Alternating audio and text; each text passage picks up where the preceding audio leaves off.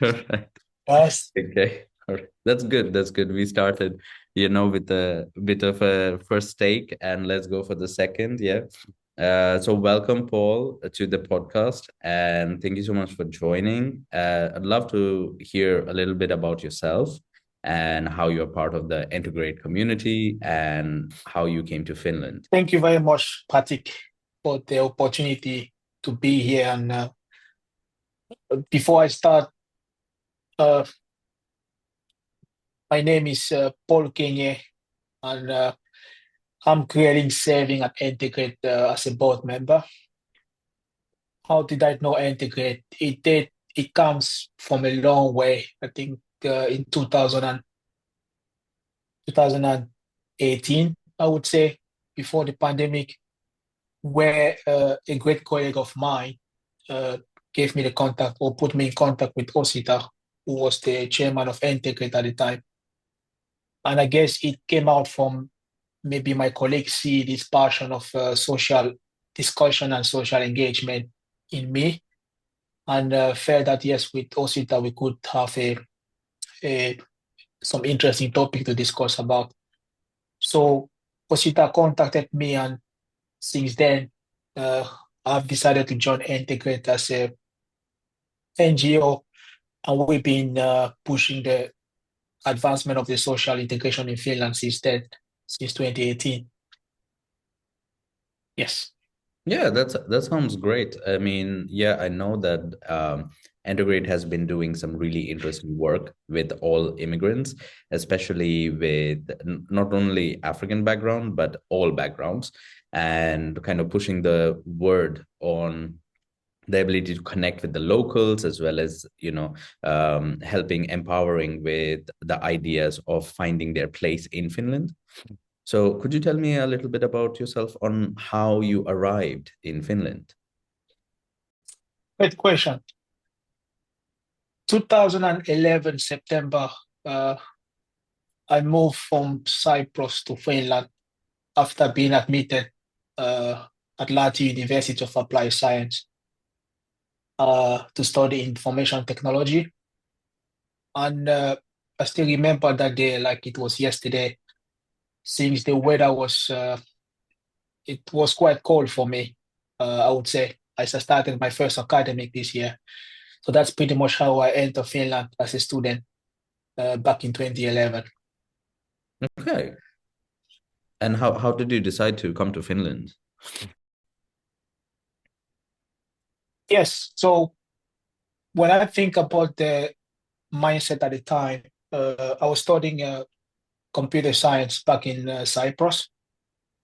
And after completing my what we used to call diploma degree there, I was looking more opportunities to study information technology. And through a great friend of mine, I knew that I could continue my studies in Finland free of charge, I have to say. But the only condition at the time was to first go for the entrance exam. So I decided to pursue that route, and I was admitted through the entrance exam. And then I started in Finland in September 2011. Yes. Okay, okay. And then you gradually progressed into your work and other degrees, right? Because right now you're pursuing masters. Uh, That's right. That's yeah. right. I'm currently, pursuing a master degree in business informatics, and I have to say that that's after 10 years being in the professional life in Finland, because I reached to the point where having a deep technical knowledge in what I do, I felt like the next level of my career will be to somehow get a bit of a business knowledge Mm-hmm. as a complementary knowledge, which is, the decision that I've made a few years ago to pursue a master degree. Yeah. So yeah, let's talk about a little bit more about Entergrate and how it's been growing over the last six years, right? And almost 6 years. It's getting there. And what are some of the highlights have been? What are some of the challenges have been when you are part of this community and this organization that's trying to make this impact? And I can say today that I'm one of those who have been there since day one, because I still remember all the hurdles that we had to go through to be where we are today. When I think about the important milestones that we've been through uh, before the pandemic, Entergrate was pretty much seeking to create a platform where immigrant local community can come together and discuss the most important topic that is affecting our society. And we were running a couple of immigrant stories and in the spotlight event, which was already catching a lot of attention from the communities in Finland.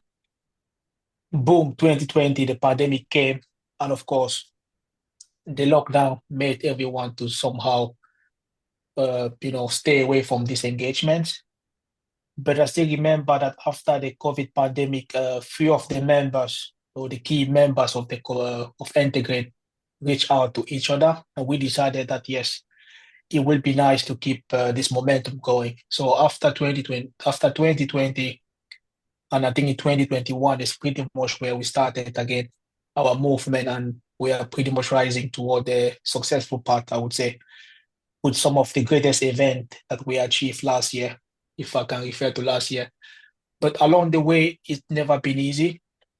We've been having so many people coming in and out, and we've been trying to push the social agenda quite a bit, mainly having a discussion closely with city representatives, city of Espoo, city of Vanta, and so forth.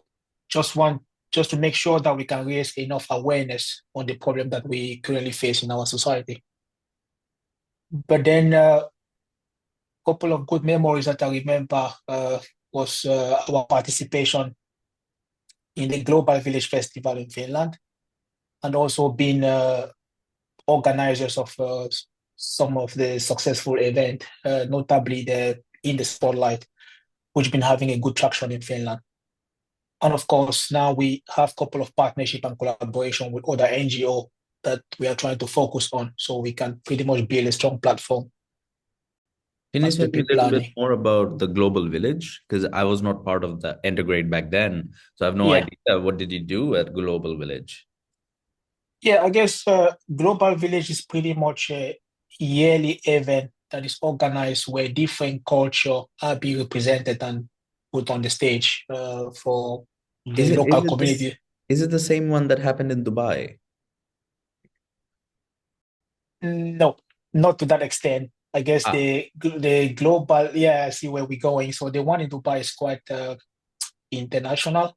I mean, okay, okay, it reaches the whole world, I would say. But then the village festival, I have to I have to rephrase that. Yeah, I have to kind of confirm that I'm calling it right. But it's a global village festival in Finland, okay. which So happen yearly it was more on the local level. local level. All So right. pretty Yeah, yeah, much different culture in Finland are being represented. I would take the case of, for example, the India culture is being represented, Pakistani culture, the African culture, and so forth.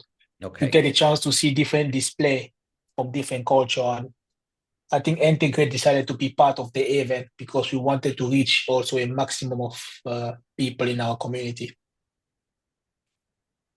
All Yeah. right, all right. Yeah, yeah. And actually, some one of the most important and interesting questions I wanted to ask in this the series that we are basically doing, where kind of we are introducing our members in Entergrate, is do you feel at home in Finland?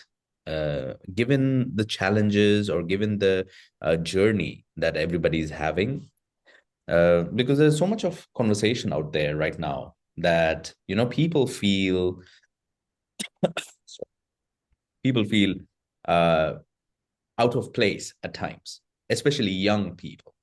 But as a person, you have made quite the journey, right? You came in as a student, you transitioned into employment, you're further making educational journey again.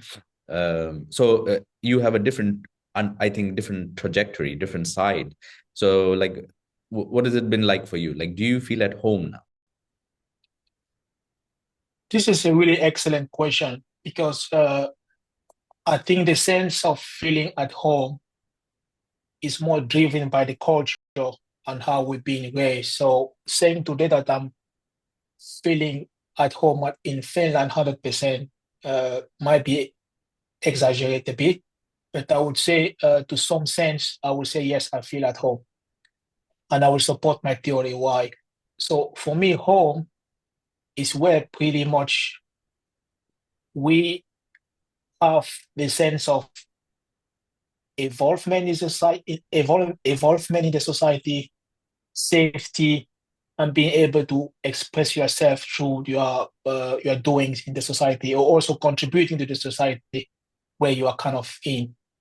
So in that regard, I feel myself a bit at home today after being in this country for more than for almost 14 years now. I will have that sense of feeling home. But let's never forget that that is a bit a kind of abstract feeling, because there is always a sense of the society where you will never feel 100% at home. I mean, at time to time, you will be reminded that this is not where you should be calling home. But based on my definition of home, then yes, I will probably conclude that I feel personally like at home today after 14 years in Finland. Okay. But do you think that a person can call a new place a home by adjusting themselves to their new area, or is it a two-way street where both locals and incoming immigrants are equally exchanging values? Or do you think it's only a one-way street? I strongly believe that it's a two-way street. That's Okay. the short answer. Because again, the sense of feeling at home, or the sense of being accepted in the society, is something that we need to share. We need to share from the feelings and beliefs that we have from different cultures. So I think it's a kind of a two-way street. And please let me a little bit reiterate to the previous question, like maybe why I feel at home, and then you will understand. Maybe it will give a bit more clarity to the question that was asked now. When I moved to Finland in 2014, I was a young fellow. I was at the age of 18, I believe. So going through that kind of maturity, embracing the hard work that was needed at the time to be where I am, because I knew exactly the path that I wanted to follow. Being serving in the army in Finland, as you know, part of that transition also made me understand the values of this country and Ah, maybe some of you the served in the cultural army. aspects. Yes, I Nice. did in 2016. I did serve in the Finnish Why? army as a conscript. Yeah, because I became a citizen of this country in 2016 Uh-huh. and 2015. And then since I was under the age of 30, I was invited to do my constitutional right, which is my duty as serving Okay. as a being on the reserve troop of Finland, so as a conscript, which I am today. But I want to really emphasize on that, because going through that 6-month training was a great experience for me to really understand the deep values and root of this country. So maybe getting integrated in what Finland means to local people. So this is just one kind of milestone, or one of kind of picture of my lifetime in That Finland. that's super interesting, I would say, because I'm not really familiar with a lot of people who have moved to, let's say, another country, especially in the Europe, and then they have gone through the conscription phase before a certain age, because perhaps people move at different stages of their life, and they are not in this category where they need to do the conscription, right? Yeah, yeah, definitely. So I mean, yeah. And how was that experience? I mean, I think we should talk about that more definitely in detail, because having a foreigner's experience in another country's army and training, and the camaraderie and all those things, that would be really, really fun. Yeah, I mean, it's part of the process. It's part of the process. And again, moving into this country, I think I have to say that I knew already a bit at the beginning what it would take for me to to achieve what I wanted to achieve. I knew I had that picture a bit clear in my mind. For example, speaking of the language, the initiative of starting learning the language for me from day one being in this country was because I knew that if I want to be integrated in the society, language would break so many barriers. So the army stuff just came along the way to this Mm-hmm. thing. But at the time of joining the army, for instance, I was speaking the language already because I've been serving in a in the Finnish barrack, fully in Finnish at the time.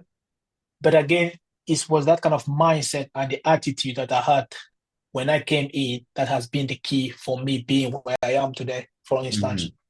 So yeah, And how was it? I mean, I myself have spent time learning Finnish as I was doing Erasmus, and I did quite well in the first semester, of course. But then, since I didn't need it anymore, I didn't feel the need to continue with that. So I have faint memories of it, but I think everybody expresses kind of similar feelings that it is a difficult language, especially phonetically. You know, it's so different when you first hear it.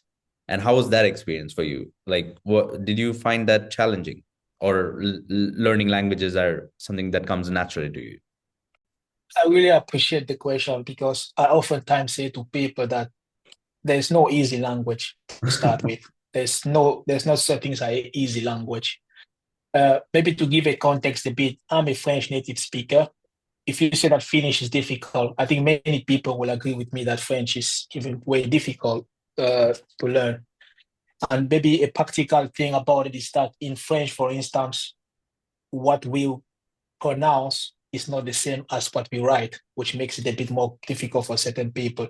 But the beauty about the Finnish language is that the pronunciation is exactly what we write, which is something I really love about the language itself.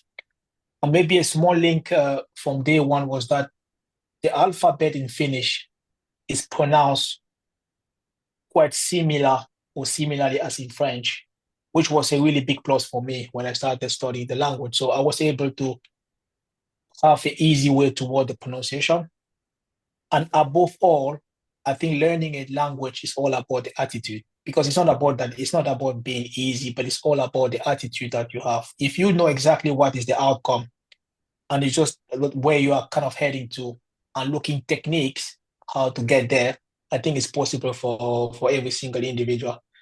Like maybe a practical example, like people want to know when I decided that beside the Finnish courses that I was taking, I would like to read two dialogues every single evening before going to bed. So I have a dialogue in Finnish and the same dialogue is being translated in French. Okay. And reading those two of them every single evening for, if I call it, for 6 months, has actually been a really good addition to my language level. So again, it's all about the attitude. And that's maybe the way I would like to see the language rather than saying that, yes, it is difficult to learn a language. Yes. No, absolutely. I think attitude towards anything is the most important part of life. You cannot move forward with an attitude of only looking at the difficulties and challenges, but rather than looking at how you can do differently or how exciting it is. And I think that that clearly shows like that was your attitude all along. That's very very interesting. But let's circle back, I guess, to a bit more about Entergrate. And as I was part of the community since the last entire year, we had a tremendous year, especially through Spotlight series, and we hosted something wonderful that is a TEDx event. Could you tell us a little bit about that? Because we you were hosting the event. How was that experience for you? Man, I still want to say thank you to Entergrate and thank you to every single one who has been in this journey for me. Because this platform of being a host was given to me already 3 years ago. I've been hosting several events at Entergrate, and last year particularly has been has been our greatest year, or the best success achieved for the entire organization. And of course, when I was given the task to host the TEDx Vicky event last year, I didn't know if I would be if I could be on the top of the this type of event. When I got to know the panelists or the speakers that were listed to be at that event, but I always say something to myself that taking new challenges is the only way to know how it is on the other side. If you tell me today to prepare for a new event of that magnitude, I think I would do a lot of things differently. I was not that knowledgeable at that moment what it would take to be a host of such a big event. But I would say in overall, I feel great. Was a lot of learnings, a lot of support by every single one of, including you yourself. And I'm really looking forward maybe for future event where I believe that it will be, amazing to be a host again. Yeah, Yeah. yeah. I think I And remember. maybe, Yeah, go ahead, go ahead. yeah. And maybe if I forgot about Integrate, it's been a successful year as the goal defined for the year was to host the 4 in the Spotlight event where we discuss about critical issues that are currently affecting our society. And I think we managed to host 4 events last year, which was exactly meeting the target what was initially proposed at the beginning of the year. And of course, closing the year with the TEDx event was still was a great feeling. And I hope 2025 will be more successful for us. All right, all right. No, yeah, I think that whole experience itself was tremendous for me as well, because I was there as an Erasmus student, and in Finland there is this fantastic atmosphere of volunteering, which was very new to me. But the moment I came across it, I felt like I was meant to do this, be part of these events. So I was doing all sorts of events, and I came across this LinkedIn post where it was about a person who had mentioned becoming a TEDx speaker all the way from being a TEDx volunteer. So that's when it clicked for me that okay, that's how you get started. You first get to experience from the bottom how it is all put together. And I had reached out to Osita, and I was like looking, if there's any event happening. And that's how I reached out to Osita, and then got started. And really, it was a lot of good coincidence and good luck and all those kind of things that made it possible. But all right, so I think we are kind of coming to an end for today. But something that I would like to ask you, that you could help and share other immigrants in Finland or in the Nordics, that 3 things you learned in your 14 years of journey in Finland that can be helpful, that you think can be helpful for the next generation that are coming in, whether it's immigrants or locals or just students and employees. What are 3 things that come to your mind that can be helpful? If I understood your question well, are we talking about 3 advices Yes. that I could Yeah. give to the Yeah. next generation? Yeah. Yeah, thank you very much. I think I've already said that in multiple forums. And the first thing I will say to every single one is authenticity. Be authentic and be yourself. That has proven to me as being one of the great remedy for success. And the second thing I would say is maybe be open to the new custom that you will find in the Finnish culture. Because if you really don't stay open to those new customs, you won't know what is in the other side. It's good to be open-minded. And the last thing for me will be keep working on your craft, because when the opportunity presents himself, you need to be ready. You're not going to be ready when the opportunity is there. I know there's a lot of challenges in the society. We can talk about job seeking and all these kind of things, but look yourself in the mirror and ask, like, if the opportunity was knocking on my door today, do I have the skill set needed for the right job or for the right thing? So keep working on your own craft, and whenever the opportunity opens, you will be the first one being selected. Yes. Okay. Thank you so much. That was a lovely conversation.